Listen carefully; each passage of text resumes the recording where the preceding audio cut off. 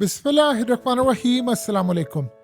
हकीकत TV science and health में खुश आमदीद। अमरीकी रियासत मैरीलैंड में इस वक्त एमरजेंसी नाफिज कर दी गई है और आप सबको पता है कि एमरजेंसी की वजह ये जो शिप टकराया है, ये पुल के साथ जो ब्रिज के साथ टकराया है, वो वजह है। लेकिन अब कहानी खुलकर सामने आनी थी और अब जो कहानी खुलकर सामने आ रही है वो बड़ी दिल दहला देने वाली है।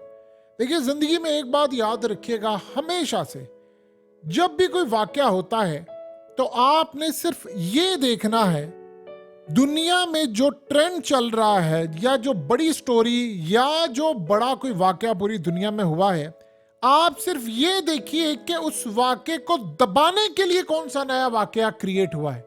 पिछले 2 दिन में आपको बताएंगे कि असल मामला क्या हो और आपको फिर एक्चुअल फुटेज दिखाते हैं जिससे आपको पता चलेगा ये जो शिप टकराया है ये असल में साइबर हमला था और कैसे था, ये सारी चीजें बताएंगे।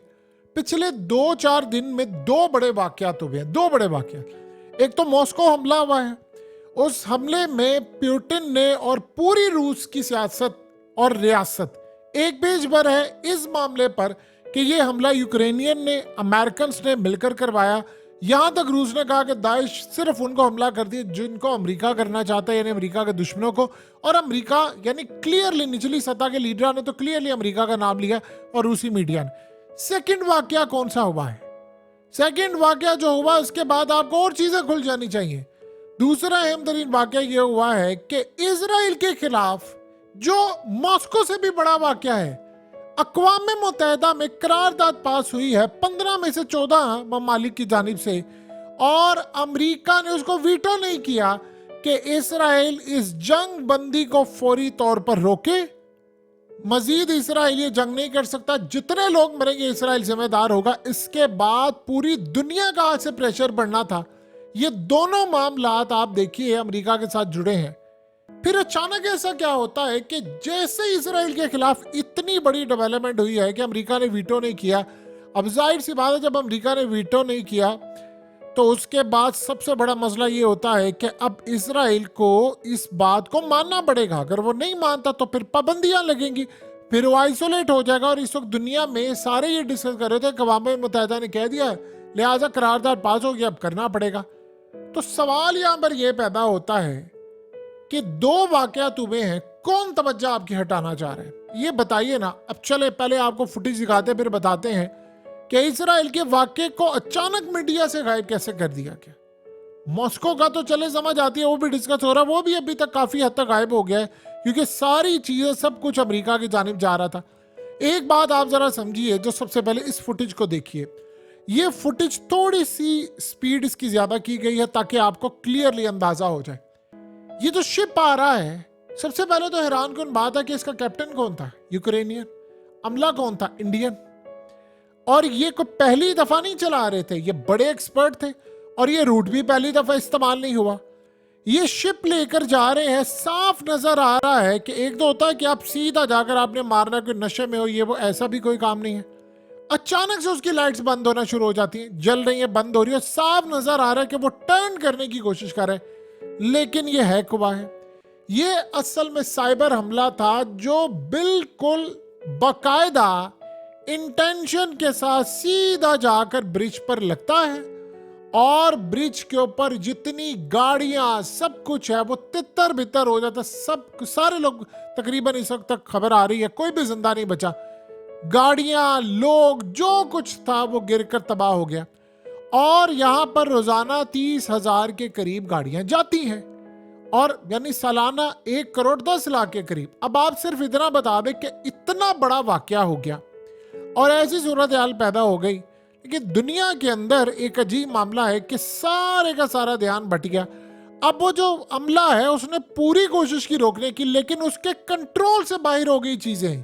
तो सबसे अहम बात है, अब एक बात बताइए, इस वक्त सारी दुनिया में क्या डिस्कस हो रहा है? अमेरिका, यूरोप, ये वो, ये डिस्कस हो रहा है।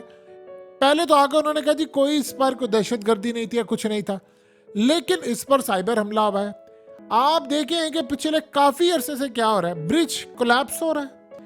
जो प्लेन्स हैं वो अचानक से अमेरिका के अंदर हुआ था F-35, वो उड़ते हैं और उसके बाद वो एक जगह गायब होता है, जाकर तबाह होता है। फिर अमेरिका के अंदर अचानक से पता चलता है कि सिग्नल चले गए हैं, और फिर पता चलता है कि इस सूरत हाल में अमेरिका में एक वार्निंग जारी होती है कि कोई साइबर हमला होगा जिससे पूरे मुल्क की बिजली चली जाएगी और उसके साथ साथ वाटर सिस्टम भी चला जाएगा, आप पानी को भी तरसेंगे। अब आप बताइए कि इस वक्त सूरत हाल ये है कि सारे का सारा मामला हो रहा है, तो ये क्या है? अब अचानक से खबर इजराइल की आ रही थी, तो वो खबर से ध्यान किसने डाइवर्ट किया, किसने पैगाम दिया और किसने सजा दी किसको? अमेरिका को। क्या हुआ? देखिए, आज अमेरिका को एक पैगाम तो चला गया ना कि अगर ये सब कुछ है किया जा सकता है, यहाँ पर साइबर हमला हो सकता है, तो फिर कहीं भी हो सकता है। आप इस खदशे को रूल आउट नहीं कर सकते कि यानी ये हो सकता है तो फिर कहीं पर भी हो सकता है। इस सूरत हाल में तो अमेरिका के जितने भी शिप जा रहे हैं जो हौसियों के अंडर है, आगे है, यानी उनके समंदरों से, वो तो सारे के सारे कंट्रोल से बाहर होकर अचानक यहाँ पर जा सकते हैं।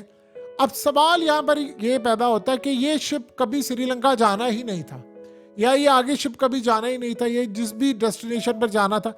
देखिए, ड्राइवर को पहली दफ़ा नहीं थे, इनके जो मास्टर थे शिप चलाने वाले, वो को पहली दफ़ा नहीं चला रहे थे ना, ये रूट पहली दफ़ा था।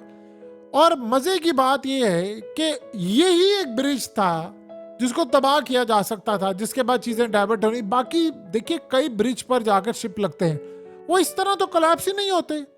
यानी अमेरिका का इंफ्रास्ट्रक्चर इतना ज़्यादा बुरा है कि एक शिप लगेगा और पूरे का पूरा ब्रिज गिर जाएगा। कई इतनी वीडियोस आप जाकर देख ले, रशियन गिरते हैं, लगते हैं, और दुनिया के बड़े बड़े, लेकिन वो पार्शली डैमेज होते हैं, कुछ इतना होता है कि मिल जाते हैं, बंद कर देते हैं, फिर रिपेयर करते हैं, इंश्योर्ड होते हैं। लेकिन ऐसा तो कभी भी नहीं हुआ कि वो शिप को मोड़ने की कोशिश कर रहा है, उसके कंट्रोल से बाहर ही चला गया है। और वहां पर सारे का सारा अमला ये कहता है कि भाई हमने ऐसा, हमें लग रहा है कि किसी और ने इसका टेक ओवर कर लिया है और हम मोड़ने की कोशिश कर रहे हैं, हमारे यहाँ से निकल के सीधा जाकर उसने हिट किया है, और जाकर भी पिलर्स को हिट किया है जहां पर उसने हिट करना था। लाइट्स उसकी बंद हो रही है, ऑफ हो रही है, ऑन हो रही है। साफ नजर आ रहा है कि इस पर साइबर हमला हुआ है, और साइबर हमला होने के बाद शिप तबाह हुआ है, यानी शिप भी तबाह हो गया है, ब्रिज भी पूरा गिर गया है, और वो तबाह, यानी जितना भी सारे लोग बेचारे वहां पर उनकी जिंदगियां चली गई हैं। अब आप एक बात बताएं, दो इश्यूज चल रहे थे, उन इश्यू से डाइवर्ट किसने किया? एक इशू यह था कि पूरी दुनिया में यह मामला थोप दिया गया कि दाइश के पीछे अमेरिका का हाथ है, यूक्रेन का हाथ है, और यूक्रेन का जो इंटेलिजेंस चीफ है उसके ऊपर तो सारे का सारा मामला आ गया। उसने तो देखिए ना धमकी दी थी। यूक्रेन के इंटेलिजेंस चीफ ने कहा था कि रूस के अंदर घुसकर डीप इनसाइड जाकर डीपर एंड डीपर उसने कहा था हमला करेंगे, और उसने कहा था हम नहीं करेंगे, लेकिन होगा जबरदस्त हमला। यानी आप हमला नहीं करेंगे तो कौन करेगा?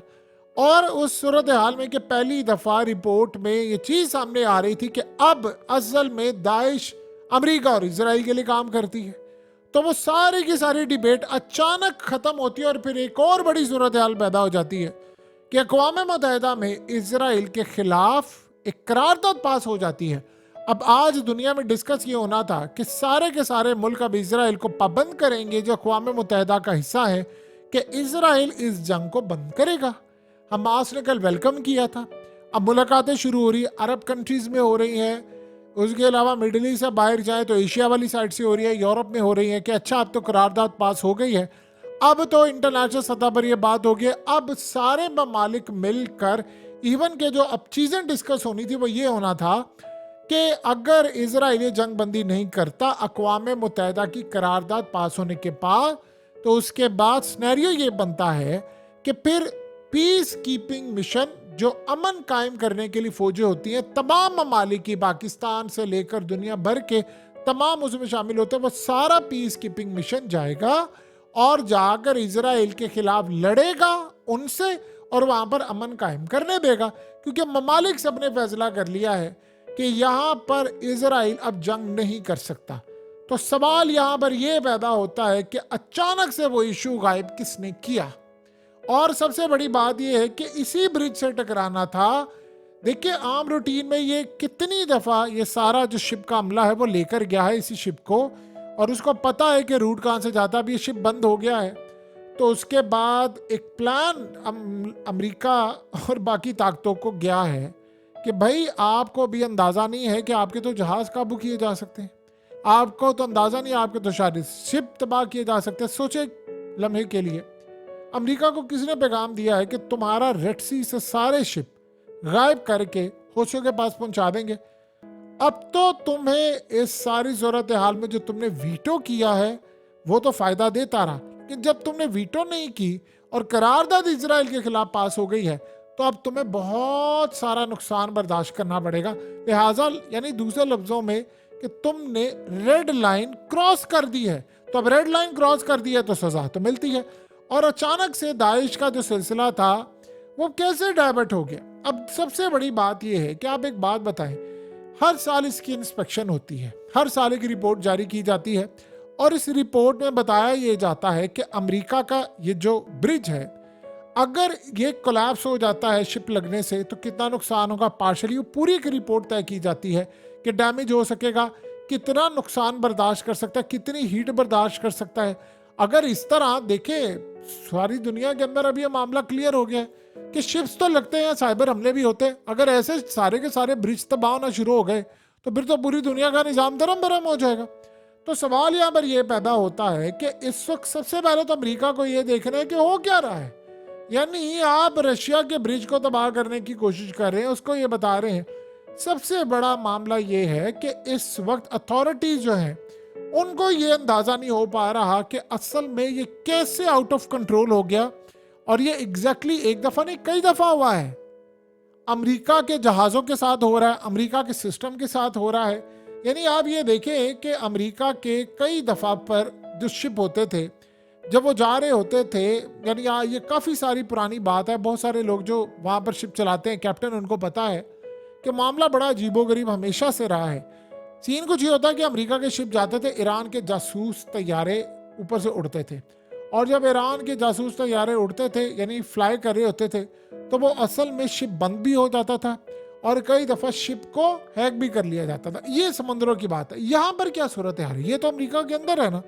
तो अब आप ये सोचिए सबसे पहले कि लाइट्स कैसे बंद होगी। देखिए जो फॉल्ट होता है किसी भी वजह से आ सकता है, लेकिन इस तरह का फॉल्ट होना कि टाइमिंग उसकी अहम है कि वो सारे का सारा पूरी तरह जाकर अचानक हिट करता है। हिट करने के बाद पूरी दुनिया के अंदर यानी अमेरिका में स्टेट ऑफ इमरजेंसी इस वक्त नाफिज हो गई है, और अमेरिका में इस वक्त डिस्कस क्या पूरे वर्ल्ड में एक ही चीज डिस्कस हो रही है कि यार ये क्या है। अभी सोचे जरा, जो लोग यानी ये जो जितने भी लोग हैं, किसी की गाड़ी में कैमरा लगा हुआ है, किसी का नहीं लगा, बहुत सारी चीजें। अब ये जो मनाजिर आएंगे कि लोग बिल्कुल जमीन में जाकर धंस गए, समंदरों में गिर गए। यानी आप सोच लें जरा, ऐसा भी आपने कभी हमने मनाजिर देखे हैं? इस तरह तो चाइना के अंदर भी इस तरह के बेशुमार ब्रिज है, इस तरह तो इस सारे के सारे जो ब्रिज हैं अमेरिका के अंदर कम से कम उनके बारे में ये खदशा जाहिर हो गया है कि वो सारे तबाह हो सकते हैं। तो लोग तो ब्रिज पर जाना छोड़ देंगे। 30,000 गाड़ियां यहाँ से जाती थी, वो अल्टरनेट रूट अब कहां पर जाएगा? वो तो निजाम सारा दरम बरम हो गया। कब ये ब्रिज बनेगा? अब तो ये सोच लें कि कई महीने तक ट्रैफिक यहाँ पर बंद रहेगी, तो वो सामान कहां पर लेट जा रहा है।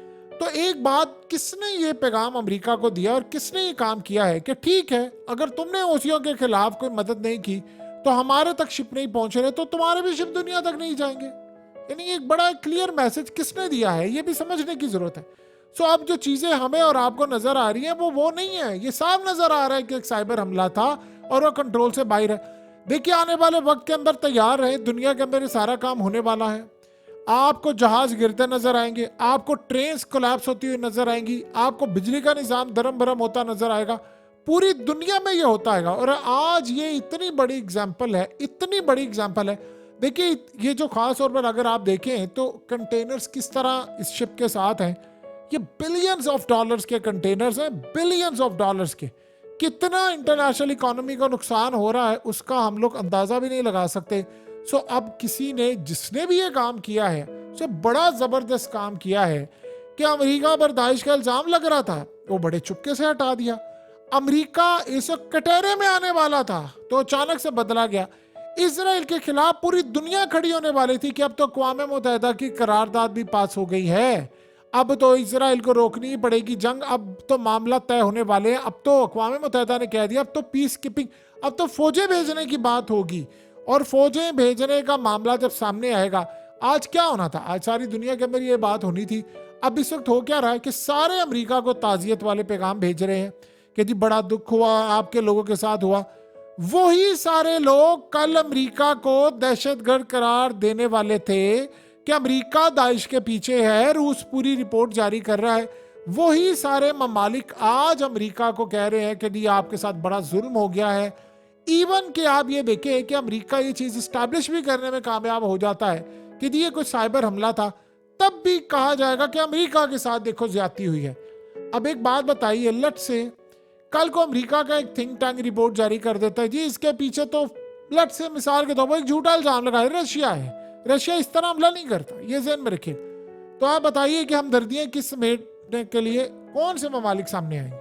अब ये सारे का सारा मामला आप तक चला गया और आपको अब ये बात समझ आना शुरू हो गई है कि जो चीज आपको दिखाई जा रही है उससे ध्यान हटाने के लिए एक नई चीज सामने आई है, और वो नई चीज बता रही है कि हालात जो है, जो आपको दिखाया जा रहा है, जो आपको सुनाया जा रहा है, हालात बिल्कुल उससे अलग है। और ये दुनिया की सबसे बड़ी तबाही और सच्चाई यही होती है कि जब कोई इवेंट होता है, उस इवेंट को दबाने के लिए कौन सा नया इवेंट क्रिएट किया जाता है, उस पर आपने अपना फोकस रखना होता है। हकीकत टीवी साइंस एंड हेल्थ की इस वीडियो के नीचे कमेंट जरूर कीजिए, अपनी राय का इजहार जरूर करें और इस वीडियो को हर जगह शेयर करते हुए चैनल को सब्सक्राइब जरूर करें।